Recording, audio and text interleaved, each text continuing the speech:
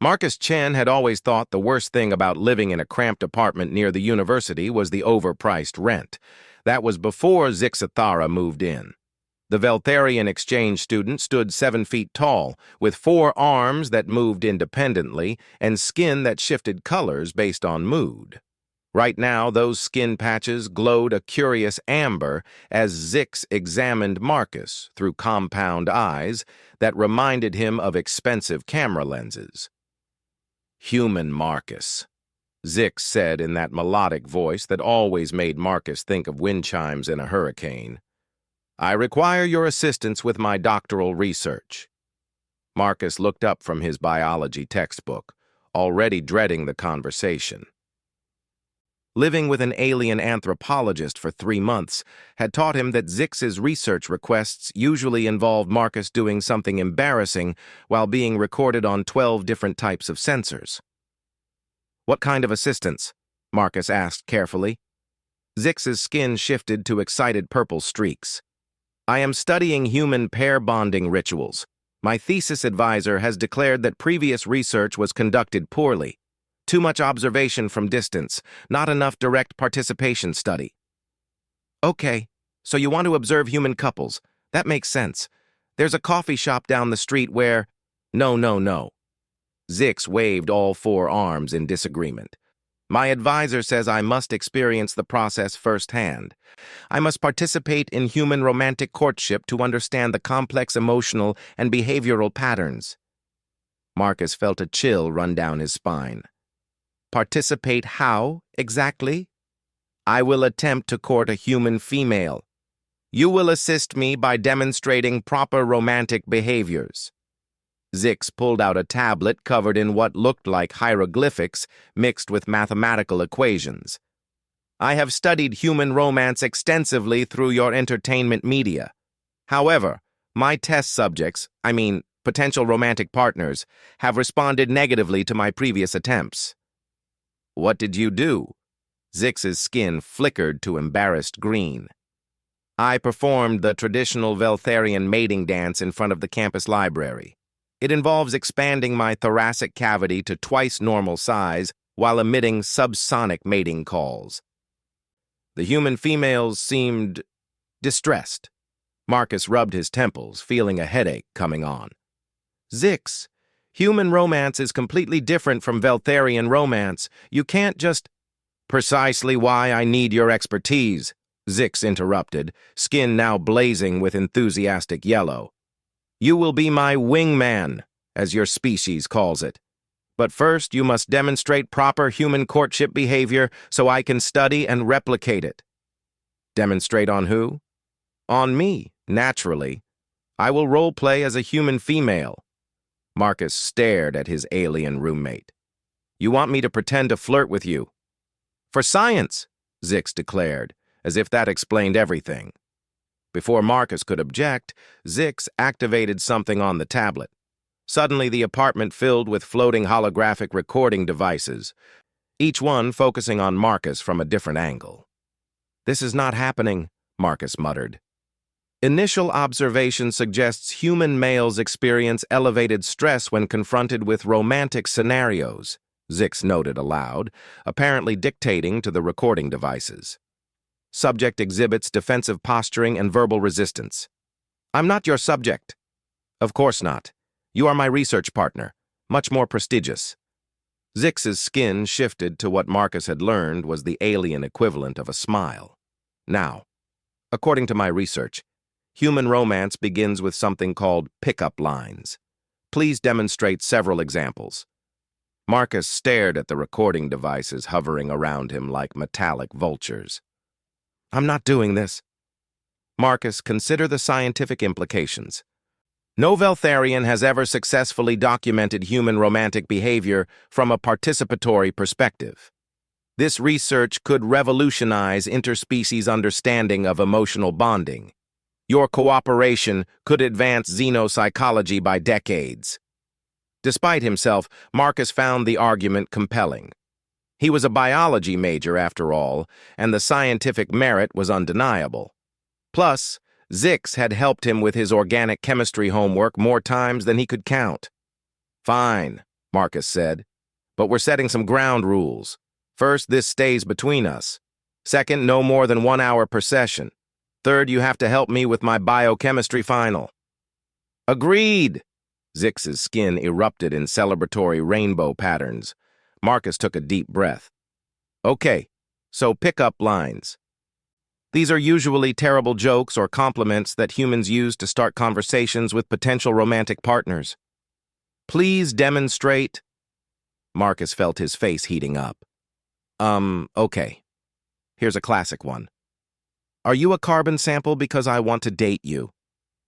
Zix's compound eyes whirred as they refocused. "I do not understand. Carbon dating is a method for determining the age of organic materials. Why would this be romantic?" "It's a pun. Date means both the dating process for carbon samples and going on a romantic date with someone." "Ah! Human humor is integrated into courtship behavior. Fascinating." Zix made rapid notes on the tablet. The wordplay demonstrates intelligence while creating social bonding through shared amusement. Continue. Marcus tried another one. "How about, if you were a vegetable, you'd be a cucumber." Zix's skin shifted to confused orange. "But humans are not vegetables. This statement contains a factual impossibility." "It's another pun. Cute and cucumber. It's supposed to be silly and cute, not accurate." "Interesting. Human romantic communication prioritizes emotional resonance over logical accuracy." Zix recorded more notes. "This suggests that successful courtship requires demonstrating creativity and playfulness rather than intelligence or factual knowledge." Marcus found himself getting drawn into the scientific discussion despite the weird circumstances. "Actually, that's a good point. Bad pickup lines work because they're so obviously terrible that they become funny. It's a way of showing that you don't take yourself too seriously." "Remarkable. Please demonstrate more examples." For the next hour, Marcus found himself explaining the bizarre logic of human flirting. He demonstrated different types of compliments, showed Zix how to read body language, and even explained the complex social rules around physical contact.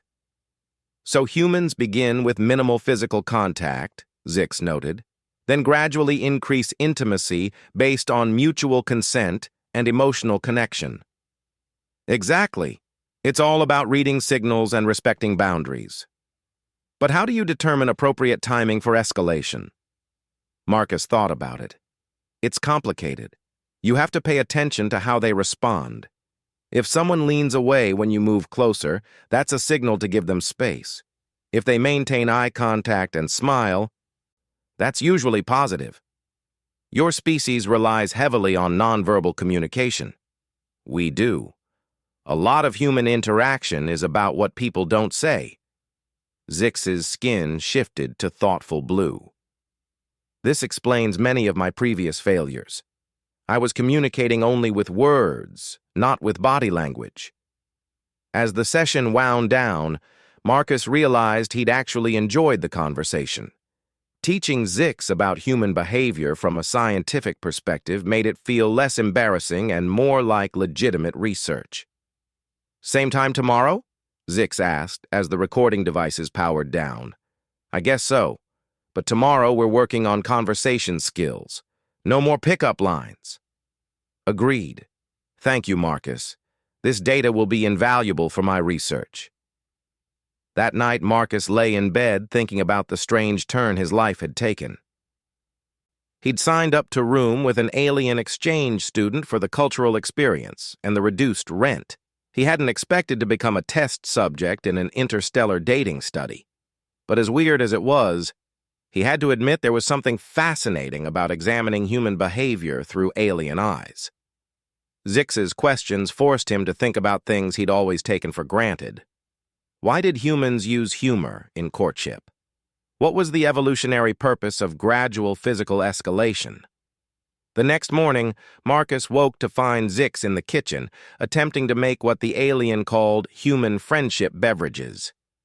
"I have prepared coffee," Zix announced proudly, holding up a mug filled with what looked like motor oil. Marcus took a cautious sip and immediately regretted it. This is very strong. I calculated the optimal caffeine concentration for maximum human alertness. You calculated wrong. Marcus dumped the coffee down the sink and started making a fresh pot.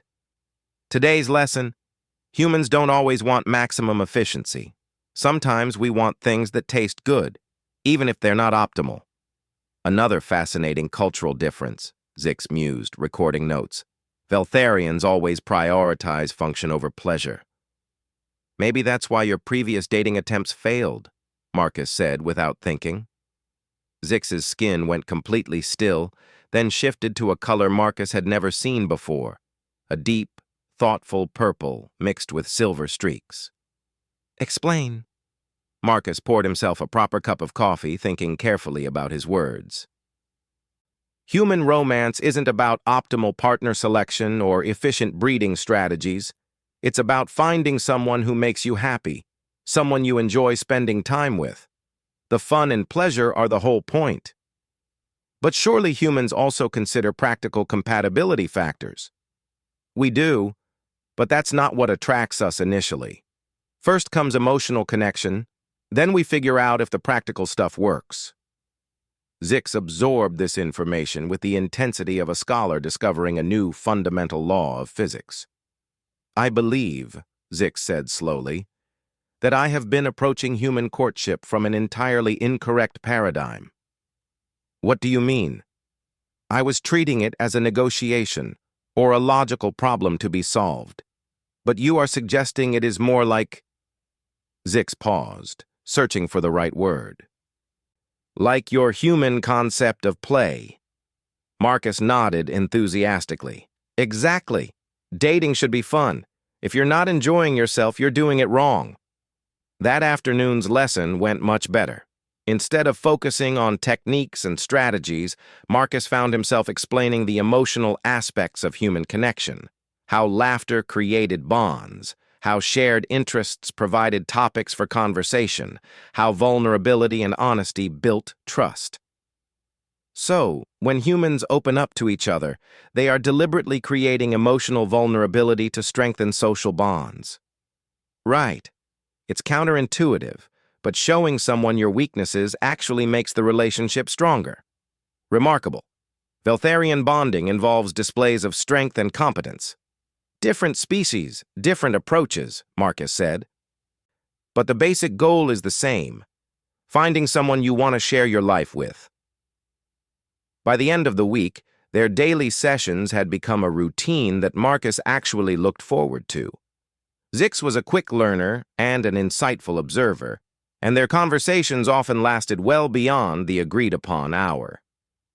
I believe I am ready to attempt real human courtship, Zix announced on Friday evening. Marcus felt a sudden pang of something that might have been disappointment. Oh, great. That's good progress. However, I will need continued observation and guidance. Will you accompany me to provide real-time coaching? You want me to watch you try to pick up women? For science, Zix said, with what Marcus was pretty sure was alien amusement. Marcus found himself agreeing, though he couldn't quite explain why. Maybe it was scientific curiosity, maybe it was friendship, or maybe, somewhere deep down, he was enjoying being needed as an expert on something he'd never considered himself particularly good at. Either way, his quiet life as a biology student was about to become a lot more complicated. The campus coffee shop buzzed with Friday afternoon energy as Marcus sat in a corner booth, watching Zix approach the counter. His alien roommate had spent 2 hours that morning practicing casual human posture and non-threatening facial expressions. The result was unsettling, like watching a 7-foot-tall praying mantis try to impersonate a relaxed college student. Remember, Marcus had coached earlier, humans don't like being studied. You need to have a genuine conversation, not conduct an interview. Zix's skin currently displayed what the alien thought was natural human coloring, a pale beige that made him look like he'd been dipped in primer paint. The camouflage wasn't perfect, but from a distance he could almost pass for a very tall, very unusual exchange student. Marcus watched nervously as Zix approached a red-haired girl reading at a table near the window. Sarah Martinez from his biochemistry class. Marcus's heart rate spiked as he realized Zix was heading straight for someone Marcus had harbored a quiet crush on for months. "Excuse me," Zix said, his voice carefully modulated to human frequencies. "May I occupy the adjacent seating apparatus?" Sarah looked up, confused. "The what?" Marcus winced. They'd practiced this conversation a dozen times. But Zix was reverting to formal Veltharian speech patterns under stress. "I mean," Zix corrected himself, "may I sit here?" "Oh, sure." Sarah smiled politely and moved her backpack off the empty chair. Marcus held his breath as Zix sat down with the careful precision of someone who'd studied human sitting techniques, but hadn't quite mastered the casual execution. "I am Zix," his roommate said. "I am pursuing academic studies in anthropological research methodologies." Sarah blinked. "That's very specific. I'm Sarah, biology major." "Biology!"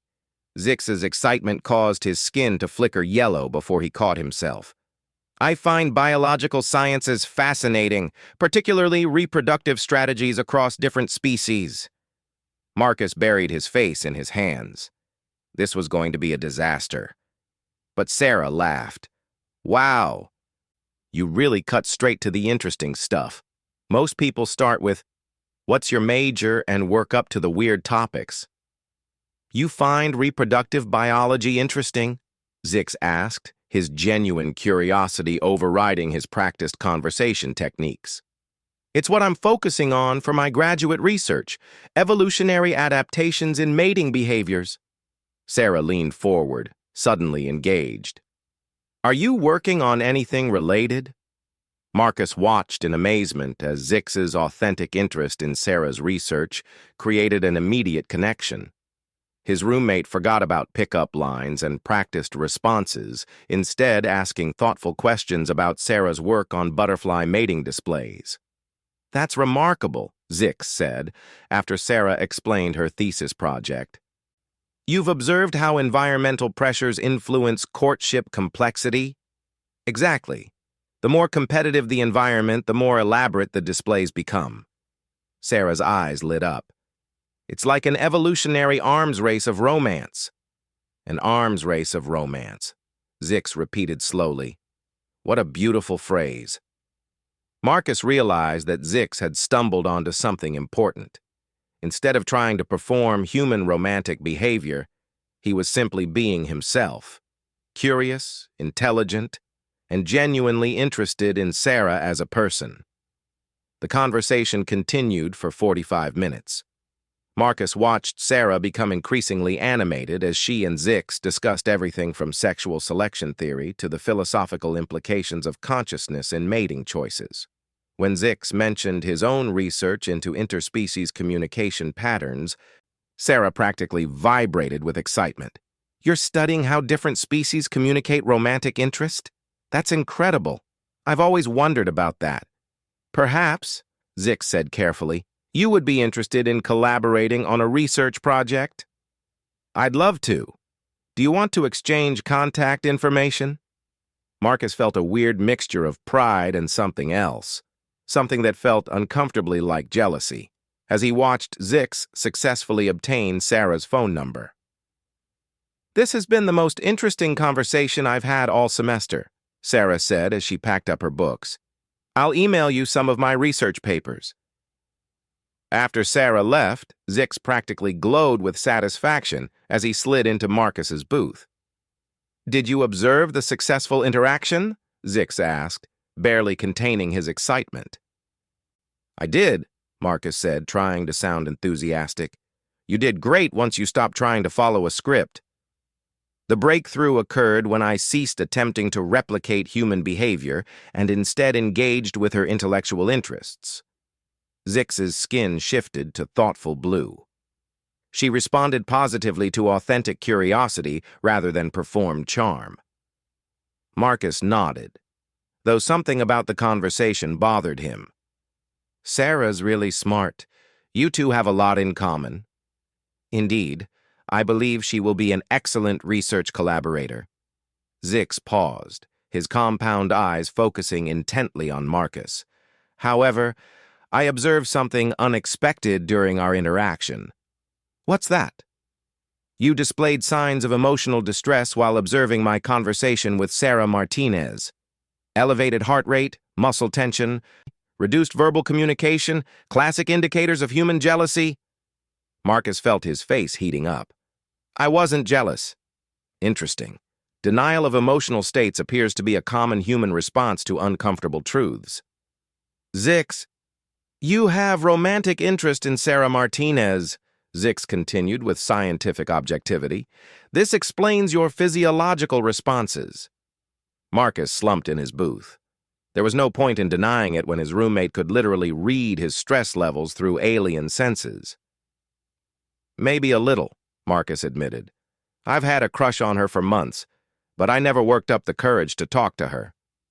Zix's skin shifted through several colors rapidly. Something Marcus had learned indicated intense mental processing. This presents a significant ethical dilemma, Zix said finally. What do you mean? I have unknowingly interfered with your own potential romantic pursuit. This violates multiple principles of research ethics and friendship protocols. Marcus looked at his alien roommate with surprise. In all their conversations about human relationships, he hadn't expected Zix to understand the concept of romantic competition, much less care about it. It's not your fault, Marcus said. You didn't know. Nevertheless, I have caused unintended harm to your emotional well-being. Zix's skin displayed what Marcus recognized as distressed orange. I must rectify this situation. How? I will withdraw my romantic interest in Sarah Martinez and facilitate your courtship instead. Marcus stared at his roommate. You can't just turn off attraction like a switch, Zix. Can I not? Observe. Zix closed his compound eyes for a moment, then opened them with his skin showing confident purple. I have reclassified Sarah Martinez from potential romantic partner to valuable research colleague. Problem solved. That's not how human emotions work. No, Zix agreed, but it is how Veltharian emotions work. We have much greater conscious control over our attachment responses than humans do. Marcus found himself genuinely curious, despite the awkward situation. Really? Veltharians evolved in a society where rational mate selection was necessary for survival. Emotional attachment that didn't serve practical purposes was literally selected out of our gene pool. Zix's skin showed educational yellow. However, studying human emotion has made me realize that your species' approach has significant advantages. Like what? Your emotional bonds create deeper, more meaningful connections. When humans say they love someone, they mean something much more profound than Veltharian optimal partnership compatibility. That evening, Marcus found himself having the strangest conversation of his life, as Zix outlined a plan to help him approach Sarah.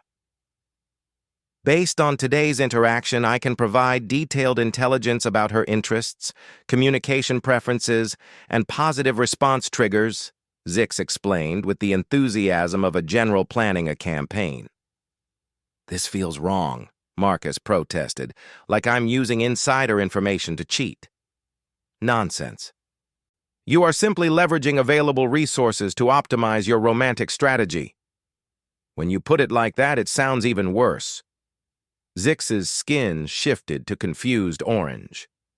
I do not understand your objection. Is it not logical to use all available information to achieve your desired outcome? Marcus tried to explain the human concept of fair play in romance, but Zix found the idea baffling. So humans deliberately handicap themselves in romantic competition to maintain arbitrary rules of engagement. It's not arbitrary. It's about authenticity. If Sarah likes me, I want it to be because she actually likes me, not because you told me exactly what to say to manipulate her feelings. But you are still you, regardless of whether you have information about her preferences. Marcus paused, considering this. That's actually a good point. Furthermore, Zix continued, my observations suggest that Sarah Martinez was attracted to intellectual curiosity and genuine interest in her work. These are qualities you possess naturally. I am simply advising you to emphasize your existing positive attributes. Over the next hour, Zix provided Marcus with a detailed analysis of Sarah's conversation patterns, interests, and behavioral cues. Despite his ethical concerns, Marcus found the information invaluable. She responds positively to direct questions about her research, Zix noted. She appreciates precise vocabulary and complex ideas. She becomes animated when discussing theoretical implications of her work. Okay, so I should ask her about her research. Yes, but not as a pretense for romantic interest. Display genuine curiosity about her ideas. Ask follow-up questions. Challenge her assumptions respectfully. Marcus realized that Zix was essentially teaching him how to have better conversations, not just with Sarah, but with anyone. This isn't really about pickup techniques, is it? Marcus said. No. Human romantic attraction appears to be primarily based on intellectual and emotional compatibility. Physical attraction is important, but secondary to mental connection. So all those pickup lines and dating strategies, largely irrelevant for forming meaningful relationships, Zix confirmed. Useful only for very short-term mating scenarios. The next Monday, Marcus saw Sarah in the library. Armed with Zix's insights and his own genuine interest in her work, he approached her table. Sarah, I'm Marcus from biochemistry. I couldn't help overhearing your conversation with that exchange student about reproductive biology research. It sounded fascinating. Sarah looked up with a smile. Oh, hi, Marcus. Yeah, Zix is really interesting. Are you into evolutionary biology? I'm more focused on molecular biology, but I've always been curious about how molecular mechanisms influence behavioral evolution. Sarah's eyes lit up with the same enthusiasm Zix had observed. Oh, that's a great question. Have you read anything about how neurotransmitter evolution affects mating displays?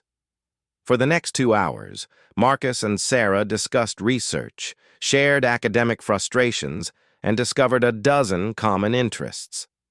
The conversation flowed naturally, without scripts or strategies, just two people who enjoyed talking to each other. As Marcus walked home that evening, he found Zix waiting eagerly for a report. The interaction was successful? Zix asked. Very successful. We're getting coffee tomorrow to continue our conversation about epigenetic influences on behavior. Excellent. My coaching was effective. Marcus considered this. Actually, I think the most important thing you taught me was to stop trying so hard. Once I relaxed and just talked to her like a normal person, everything worked out. Zix's skin displayed thoughtful blue. So the optimal human romantic strategy is not having a strategy? Something like that. It's about being genuine and finding someone who appreciates who you really are. Fascinating. This suggests that human romantic success correlates with self-acceptance and authenticity rather than performance and technique. Marcus nodded, then had a sudden realization. Zix, what about your research? Don't you still need to study human romance? Oh, I have been studying it, Zix said with what Marcus was sure was alien amusement. You have been an excellent research subject, Marcus. Your romantic success with Sarah Martinez has provided invaluable data about authentic human courtship behavior. Marcus stared at his roommate. You've been studying me this whole time? From the moment you displayed jealousy in the coffee shop, yes. Observing your emotional responses and behavioral adaptations has been far more educational than any staged demonstrations. So when you helped me approach Sarah, I was gathering data on human collaboration in romantic competition. Do humans share resources to help friends succeed, even when it conflicts with their own interests? The answer, apparently, is yes. Marcus wasn't sure whether to be impressed or annoyed. You manipulated the entire situation for your research? I prefer to think of it as creating optimal conditions for naturalistic observation, Zix said diplomatically. Despite himself, Marcus found himself laughing. You know what? I don't care. It worked out for everyone. I'm happy, Sarah's happy, and you got your research data. Indeed, although I must note one unexpected finding. What's that? Zix's skin shifted to a color Marcus had never seen before, warm gold with silver undertones. I have discovered that helping a friend achieve romantic success produces positive emotional responses in the observer. Veltharians do not typically experience this phenomenon. That's called happiness for someone else's success, Marcus said. Humans call it being a good friend. Perhaps, Zix mused, some human emotional responses are worth adopting, even for a logical species like mine. That night, as Marcus prepared for his coffee date with Sarah, he reflected on the strange journey that had brought him to this point. 3 months ago, he'd been a shy biology student who couldn't work up the courage to talk to his crush. Now, thanks to his alien roommate's research project, he'd not only learned to communicate better, but had also gained insight into the fundamental nature of human connection. The irony wasn't lost on him that an alien studying human romance had taught him more about authentic relationships than years of dating advice ever had. 3 months later, Marcus stood in front of the university's packed auditorium, watching Zix adjust the holographic display projectors with nervous energy. His alien roommate's skin cycled through rapid color changes, purple excitement mixed with yellow anxiety and flashes of green uncertainty. The presentation will be adequate, Zix muttered, more to himself than to Marcus. The data is comprehensive. The conclusions are sound. The review committee will accept the findings. Marcus straightened Zix's borrowed human-style jacket, which had been specially tailored to accommodate 4 arms. You're going to do great. Your research is groundbreaking. But what if they question my methodology? What if they consider my participatory approach unethical? What if... Zix. Marcus put a steadying hand on one of his friend's shoulders. Trust me. This research is brilliant. The auditorium filled with an unusual mix of humans and various alien species, professors, graduate students, and researchers from across the galaxy who had come to hear Zix present his doctoral dissertation. Authentic emotional bonding in human romantic relationships, a participatory xenoanthropological study. Sarah squeezed Marcus's hand as they found seats in the front row. Over the past 3 months, their relationship had evolved from coffee conversations about molecular biology to something neither of them had expected. The genuine connection that had started with shared academic interests had grown into something deeper, exactly the kind of authentic emotional bond Zix had been trying to understand. Nervous? Sarah whispered as the lights dimmed. For Zix? Definitely. He's put everything into this research. Dr. Yamamoto, the head of the xenoanthropology department, introduced Zix with glowing praise for his innovative methodology. As Zix took the stage, his skin settled into confident purple with gold highlights. Esteemed colleagues, Zix began, his voice carrying clearly through the auditorium's speakers. For 2 years, I have attempted to understand human romantic behavior through traditional observational methods. My results were inadequate. The first holographic display showed charts and graphs from Zix's early research, formal behavioral categorizations that reduced human romance to mechanical interactions. Previous xenoanthropological research has treated human emotions as simple biochemical responses to external stimuli. We measured hormone levels, categorized behaviors, and created mathematical models of attraction. But we missed the most important element, the subjective experience of authentic, emotional connection. Marcus felt a swell of pride as Zix explained his revolutionary approach. Instead of studying humans from a distance like specimens, Zix had participated in the process himself, learning about human nature through friendship and collaboration. The breakthrough came when I stopped trying to observe human romance and started experiencing human relationships, Zix continued. My research partner, my human roommate Marcus Chen, became not just a subject, but a collaborator and friend. The presentation showed carefully edited footage from their apartment sessions with Marcus's permission. The audience watched the evolution of Zix's understanding, from mechanical pickup line analysis to deeper conversations about emotional vulnerability and authentic connection. I discovered that human romantic success is not based on optimal strategies or perfect performance. Instead, it correlates strongly with self-acceptance, genuine interest in others, and the courage to be vulnerable.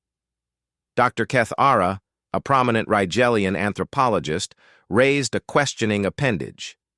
Dr. Zix Thara, are you suggesting that human emotions are not simply biochemical responses, that consciousness plays a role in romantic bonding? Zix's skin showed educational yellow. Not just consciousness, Dr. Cathara, but what humans call the soul, the ineffable quality that makes each individual unique. Human romantic bonding is not about finding an optimal genetic partner, but about finding someone whose soul resonates with your own. A ripple of surprise went through the alien portion of the audience.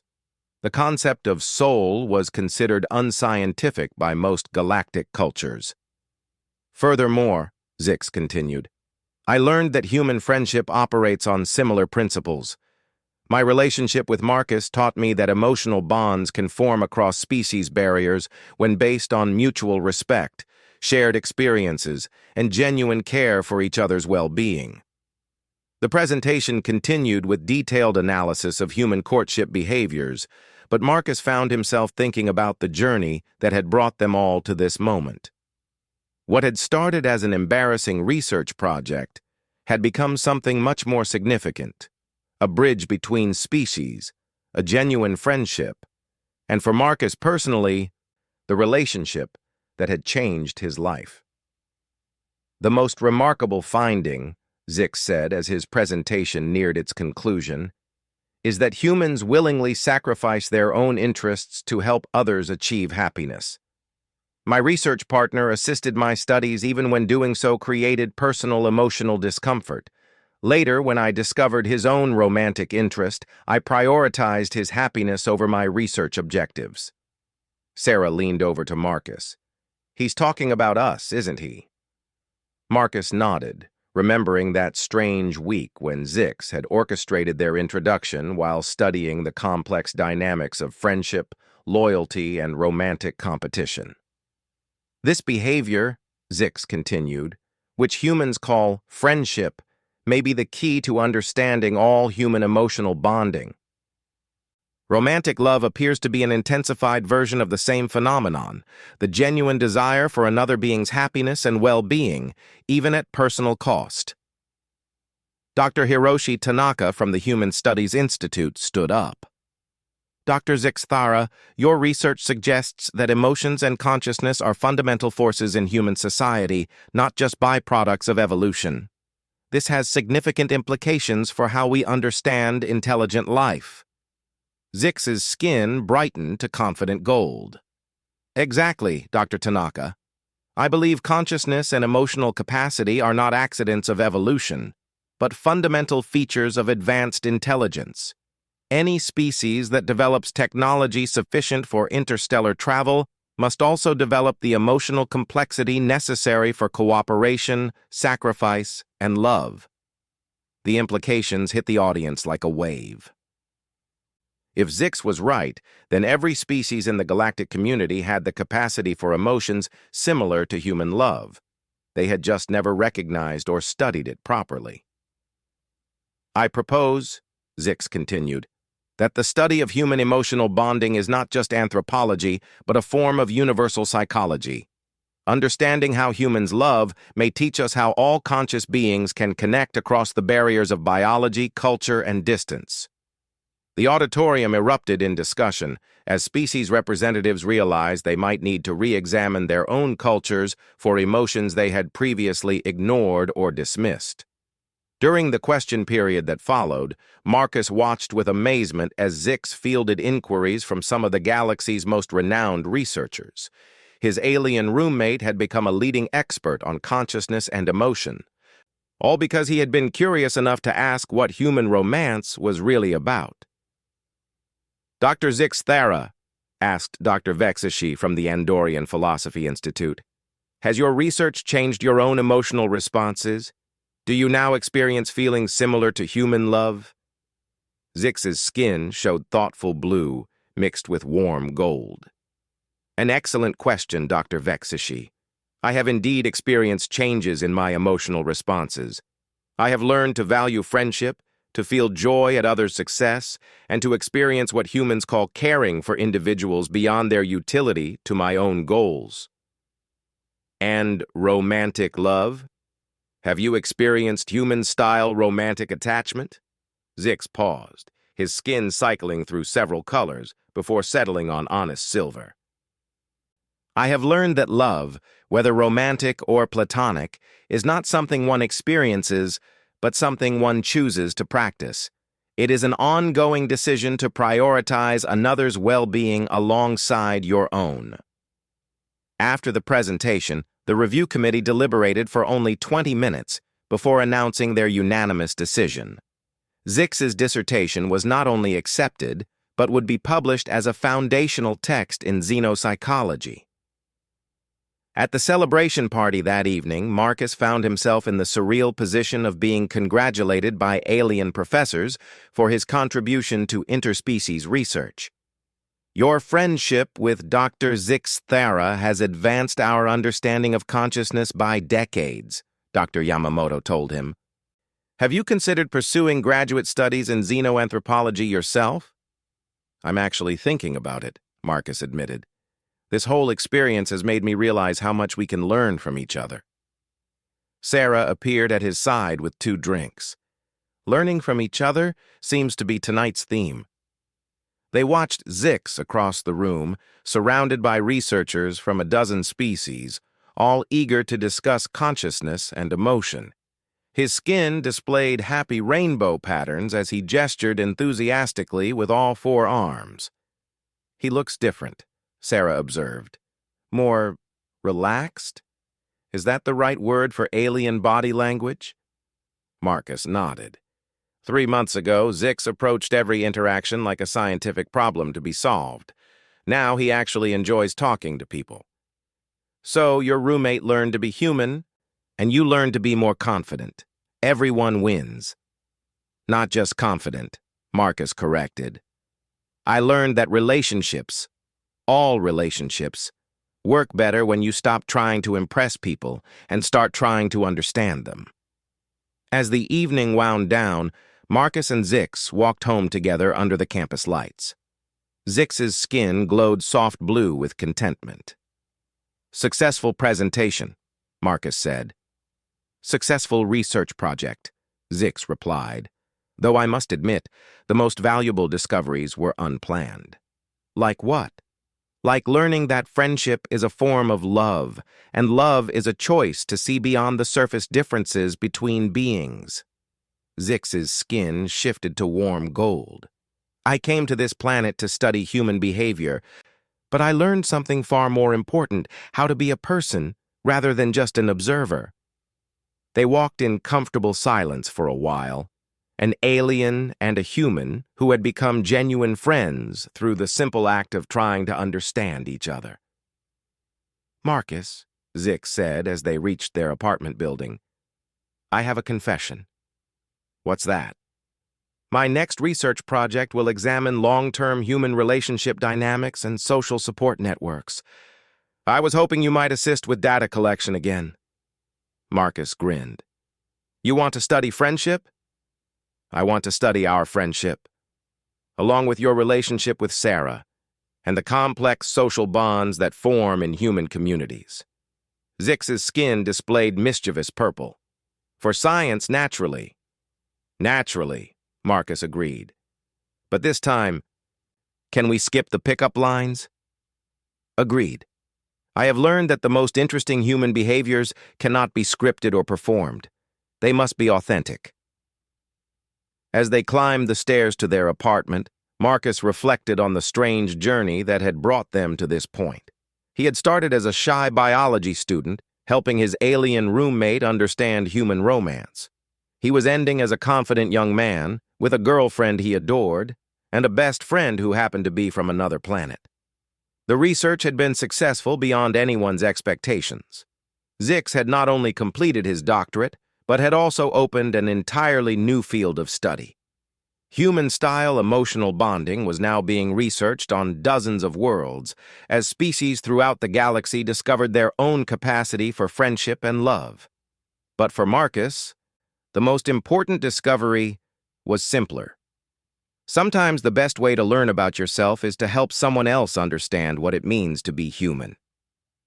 6 months later, Marcus received his acceptance letter to the graduate program in xenoanthropology. His research proposal, studying how interspecies friendships develop and influence both cultures involved, had been enthusiastically approved. Zix's skin practically exploded with celebratory colors when Marcus shared the news. "Research partners again," Zix declared. "Though this time, you will be the primary investigator." "Co-investigators," Marcus corrected. "We're in this together." Sarah kissed his cheek when she heard the news. "I'm proud of you for following your passion." "I'm proud of all of us," Marcus said, looking around their apartment at the strange family they had become.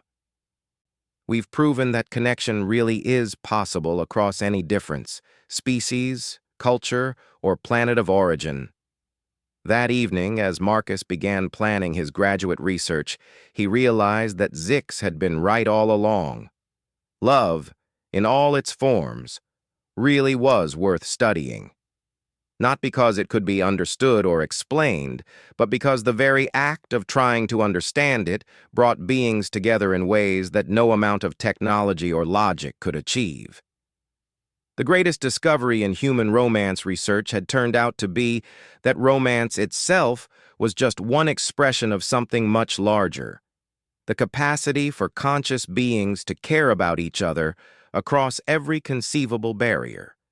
And that, Marcus thought as he watched his alien best friend help his human girlfriend with her research calculations, was definitely worth celebrating.